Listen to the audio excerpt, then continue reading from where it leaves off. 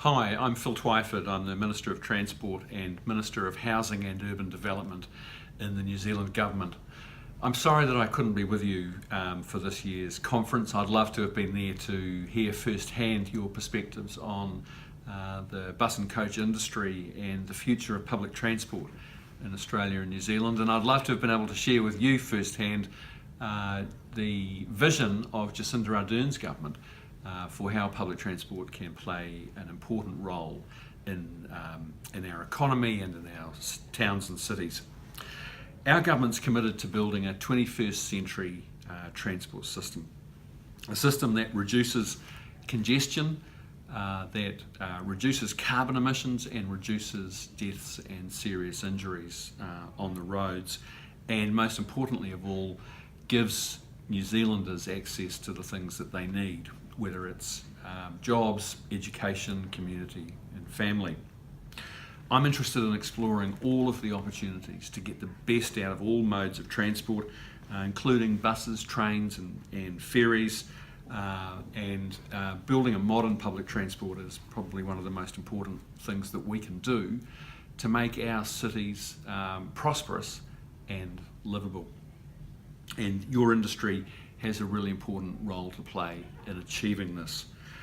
We released in June the government policy statement on transport, which sets out a 10-year vision for the transport system and our spending plans for the next 3 years.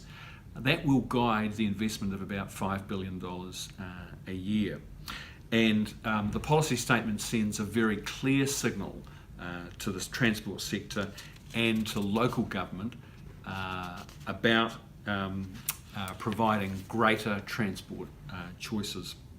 Over the next 3 years, we'll spend a record $3.9 billion on public transport, and I'm really excited to see the projects that result from this investment. In Auckland, our biggest city, we're committed to extending the rapid transit network, which includes heavy rail. We're going to build some light rail lines, but rapid transit bus is also a really important part of that. The government sees mass transit as one of the most important ways that we can build a 21st century public transport system. We're also joining up transport thinking with housing and urban development, my other portfolio responsibility, with a really big emphasis on urban development and intensification along rapid transit corridors, because we understand what a powerful driver transport infrastructure is for the shape of our cities. Just a note on bus safety. We recently in New Zealand had a cluster of bus crashes, and we're trying to understand how to prevent this happening again. And I've asked the Ministry of Transport and the New Zealand Transport Agency to look at the outcomes of investigations that the police and the coroner are doing on these crashes.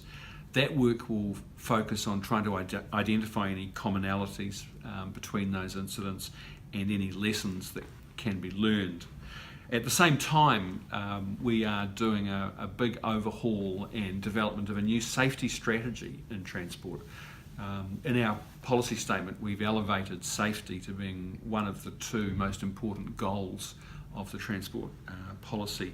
And within that work, there's an opportunity there to assess safety standards in the bus and coach industry. So I'm really interested to have feedback from BCA on this, and I'm interested to hear about the National Bus Safety Accreditation System that the Bus Industry Confederation proposes, and whether we in New Zealand can learn something from the way that bus safety is managed in Australia. I understand also that the BIC is proposing a national framework for bus service procurement, covering contractual terms and conditions, key performance indicators, and the tendering and negotiation of contracts. In New Zealand, recent tendering rounds here under the public transport operating model have raised questions about the impact on driver pay and working conditions, and there's quite a lot of public concern about that. PTOM, as we call it, was introduced in 2013 under the former government, And I am concerned at suggestions that it's put pressure on bus companies to engage in a race to the bottom on wages and conditions. I've commissioned the ministry here to do some research into the impacts of the tendering framework on drivers' wages and conditions, and I'm expecting to get that report by the end of the year. The other procurement issue that we're giving some thought to is, particularly given how important it is to our government that we reduce carbon emissions, is the aim of electrifying the public transport fleet, and in fact the entire transport fleet.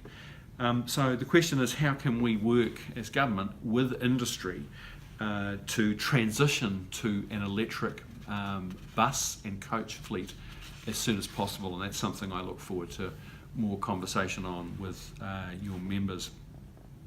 Now, no bus and coach conference is complete without talking about mass limits. And as you may know, on the 1st of December this year, the mass limit for 2-axle urban buses in New Zealand will increase, with up to 9 tonnes allowed on the drive or twin-tired axle.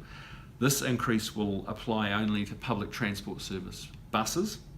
It's still a long way off the recent increases to the mass limits for 2-axle buses in Australia, and the lower mass limits for buses in New Zealand are primarily the result of infrastructure limitations, and particularly the weight limits on bridges. And I understand that the BCA is leading a joint study to monitor the weight of buses in operation in New Zealand, and I'll be very interested to see the results of that study once it's complete.